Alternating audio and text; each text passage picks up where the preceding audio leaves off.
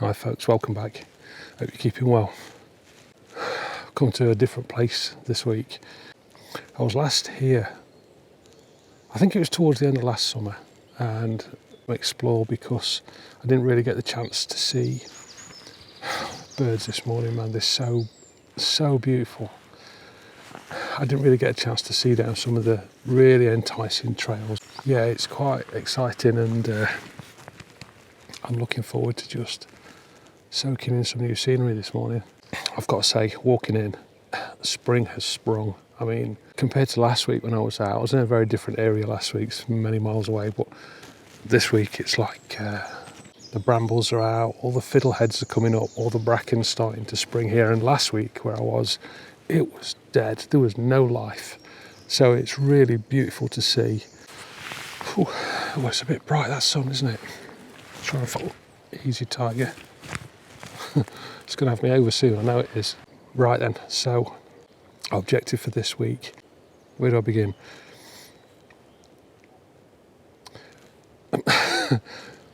My photography's changed massively in this last week. At least I hope it has. And I want to explain why. I think because of some changes that have happened, my work is going to change quite substantially, significantly. And I just wanted to update you, explain why, explain what's happened. And then, having given that a little bit of thought, I think it'll also give birth to a few videos about the subject in a broader sense. Things that might be of interest to one or two people, you know. That's what I want to do today.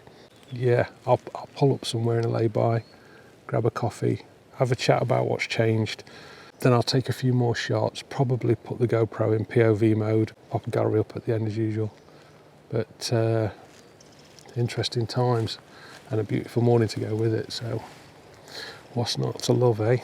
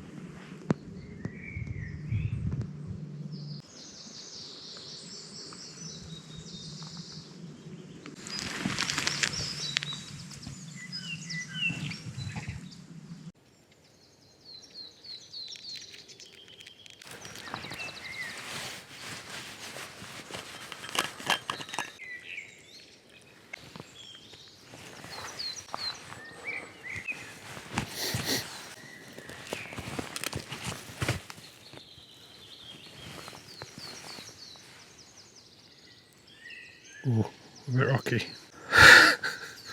It's good content if I fall anyway, isn't it? Cheers. So how are you doing there? What a fantastic morning. What an absolutely fantastic morning. The birds are singing the sweetest song. I've seen hares, a couple of them, just running along the perimeter of a farmer's field that's well into crop. It's growing really well, beautiful green. And there's some trees isolated in the... I'll pop a shot up now. They're beautiful to get when you find them. I know there are quite a few around here, but they're normally set in, like in the centre, surrounded by fields. They're not very easy to get to, so unless you've got a long telly lens, it's not a lot of fun. Anyway, good health. Massive changes this week. It's going to affect my photography on a scale like happens once in a decade, perhaps. I can't measure on a scale the amount of change I've experienced in this last few weeks. Personally, in my life, as some as you know, and some as you, that's wrong, isn't it? As some of you know. And photographically as well. Finding a new reason to do what I do it's monumental. It means a lot to me, and it's affecting even the time before I come out and shoot, what I'm thinking about before I arrive. It's making me smile a lot. I'm enjoying it so heartily. If you can get out there and find a new why, if you're feeling a little bit dejected, I'm not going to repeat last time's video. I'm just I'm just waffling. But if you need some fresh beans, find a new why, study that. That's it. Next, coffee, I think next. So what's changed this week? My God. First thing that's changed, something that's going to have a direct impact on my photography. I've purchased a new monitor. I don't want to get into any great detail today. I want to keep this nice and short. With my workflow, my photographic workflow, from shooting on camera, capturing raw, and I shoot raw, dragging all that data onto my PC, processing it in my factory, and then shipping it out through distribution to wherever it's going to go, be it Instaface or print or archive, whatever it might be. That the most important thing is the window on that factory, the window on that processing world, because I can shoot data of a certain quality but misinterpret it with the lens I look at on my desktop, and it's the monitor. And I've known for some years that my monitors were poor. They could be sRGB calibrated, but I'm not going to get into all that blurb. They weren't sRGB calibrated, and they were of an old tech, relatively speaking, not that old in years, but older tech, backlit LED monitors. So you only had to move slightly left to right and the whole screen shifted in luminosity. It made post-processing very difficult. I had to sit square on, perpendicular to, is that right, perpendicular, something like that, dead straight on. I knew in my heart of hearts that my images weren't accurate. I knew that.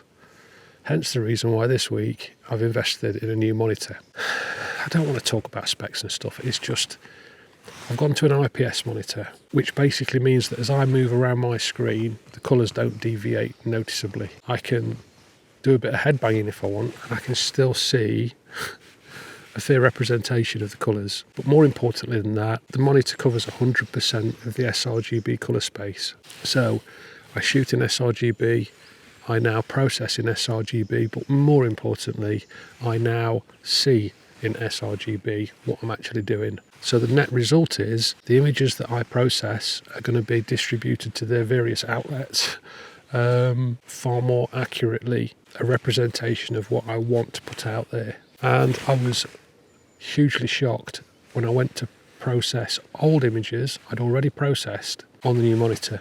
Everything was badly broken. Very, very underexposed, really dark shadows. I don't know how it happened. I pay attention to my histogram, so I know where, I thought I knew where my highlights and shadows were, but what I was seeing versus what the data was showing me, there was a disparity, and that's been evened out this week. That's a lot of words, isn't it? For basically, I've just swapped my monitor, but there's a lot to it. If you've got any questions about your monitor, about your post-processing workflow, and you're not confident in what you're producing is an accurate representation of what you want to share, I can't recommend it highly enough. I really can't. I should have done it years ago. I'm kicking myself now because all this past few years I've been putting work out there that's just not been right.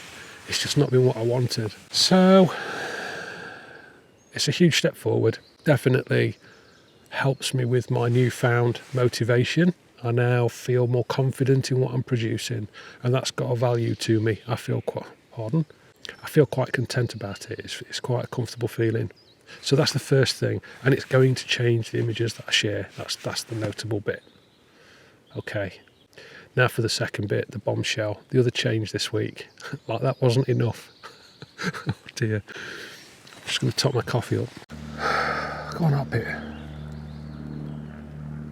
Okay, bombshell. I thought somebody was stood behind me for a second. It's that tree just there. What's that? What the hell was that? Something just landed above us. Oh, it's up there. Oh, it's a squirrel. It's bloody big. Is it a squirrel? I'm selling my Sony and I'm moving camp. I've jumped ship. I've left the Sony camp and I've hopped over the fence and gone back to Nikon. I shot Nikon for many years. I shot Nikon on film, and I shot Nikon early digital. I was one of the early adopters of the... A bit loud, mate. Just calm it down a bit, eh? Thank you. I was one of the early adopters. I bought I'm not going to get the model right, I think it was the Nikon D40X. Tiny little camera, I'm thinking 10 or 12 megapixels. And I loved it. I absolutely loved that camera. It was great. I shot a lot with that little tiny thing. And then I moved on to Nikon's D7200, which to this day I miss. The only thing I don't miss about that was its weight. It was a lump. But photographically speaking, it was a joy. It was an absolute joy. But anyway, I know Nikon. We have a long-term relationship, and I love it. I've never had a bad word to say about it. But I moved over to Sony with the A6000, and that was another camera I loved. And the thing for me that made that such a joy was the size, the weight difference, and the nature of it. A different ecosystem. The glass was different, it shot different, handled different, still had a good dynamic range. Very, very capable camera. And I loved it. I really loved it. And I still have a soft spot for that camera today. Then I had the opportunity to jump up to full frame. So an A7 came out, and I was tempted in a moment of weakness. I thought, you know what, why not? Let's see what Sony can do. Honestly, my absolute honest opinion is that I've never been satisfied. And I'm not critical of Sony, don't get me wrong. This is not Sony's problem. This is just what Sony produces and my relationship with it.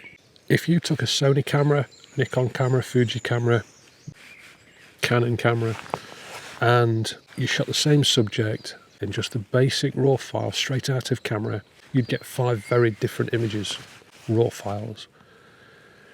And the reason for that is because even the raw file has been interpreted by the camera manufacturer. So they make the body, they make the software that's in the body, they make the relationship work between the glass and the bodies, and they decide for us what that raw file is going to contain, how it's going to store data, and what depth there is behind that raw image. What are they going to give us to play with? Now, Fuji are renowned for having, people call it colour science. I think it's just a way of interpreting what that manufacturer's vibe is. Fuji's vibe is rich and colourful and sensual almost. It's got there's a feel to it. Renowned. People love the Fuji colour. I do. I think it's great. Sony are known for being quite clinical, quite, I won't say harsh, but sharp. So they give you the rawest raw that's possible from them. But it's to the blue edge. It's not got that richness. It's not got that passion in it. It's quite a clinical, here it is, get on with it guys, kind of environment. The others, they all have theirs. And for me, Nikon has a similar rich vibe that Fuji has. It has its own take on it. It's not the same. It's not even similar, but it's unique and it's Nikon's, and I love it, and I always have loved it. And it's tempted me over this time, but I don't want to go any further. I just want to say I've moved. I've gone over from the A7 to the Z6, the Nikon Z6. It's still a 24.5 megapixel camera. It's still got a fabulous dynamic range with a whole plethora of features that are going to help me in the kind of shooting I do. Some of which aren't on one of the competitive cameras I looked at, which was the A7 III. I've done a lot of research in this last few months, looking at the alternatives, comparisons, reviews, low light performance, which is important to me in the Woodland. It's an amazing camera I've got to learn to use, and I've got to learn to shoot with. I'm very, very excited to pick up Nikon RAW files again, and that's what I'm out here for today. I'm out here to grab some sense of spring, which is here at least. It wasn't here last week, but it's suddenly arrived. So I'm very grateful for that. But I'm shooting with the new beast. It's quite a chunk compared to the A7. It's a bigger body. It's much weightier. There's more gravity involved with this thing. And I'm shooting with a 50mm 1.8 Nikkor S lens, which kicks me off. I'm probably going to pick up the 2470 zoom, the f4 zoom as well, because shooting landscape woodland, f4 doesn't bother me. I'm normally at the f8, f11 range. That's where I live most of the time if I'm shooting broader landscape woodland shots. So there's going to be a change. I'm just going to top up again. I think that squirrel's above me. Anyway, it's going to affect my images. It's going to, certainly this combination of screen and camera, it's going to affect my processing, and it's going to affect my end results. So I just wanted you to know what's happened, start the ball rolling on what I think will be a few videos over time. I don't need to do a review of the Z6, it's out there, and I don't need to do any comparisons between it and any other cameras that I've used because they're out there. So what I can do is maybe share the reasons why I chose the Z6 over the Z7 III, the Fujifilm X-T4, X-T3, X Pros, the Canon EOS, EOS R, EOS RP, I think it is. And there was another one I looked at, A6400. Well, that was it. It was a bit echoey, wasn't it? So I also looked at the A6400, and yeah, Z6 won, hands down, no questions, no debating it. I couldn't talk myself out of it if I wanted to. So I'm going to take a few shots. I'm going to spend some time processing them, try and see what's changed from my old experience of shooting Nikon, and I'll share those images with you in a gallery at the end. The light's very stark today. It's going to be a challenge, so I'm keeping myself quite low and in the shade, just picking on isolated subjects mostly. I'm at 50mm. It's my favourite focal length, and hopefully that's going to be a banger for the street photography as well. Yeah, I think that just about wraps me up. I don't want to waffle anymore. I want to get some shots took. So I'm going to pop the GoPro on my chest. I'll shoot a few shots POV. I'll draw up a gallery of a few images from today, and let me know what you think. Can you tell the difference between these images and what I've been sharing in the last few months? Okay then folks, that's me. I'm out of here shortly. And until next week, please take care of one another. Thank you very much for watching. And if you can't be good, just be careful. I'll see you very soon. Take care. Bye for now.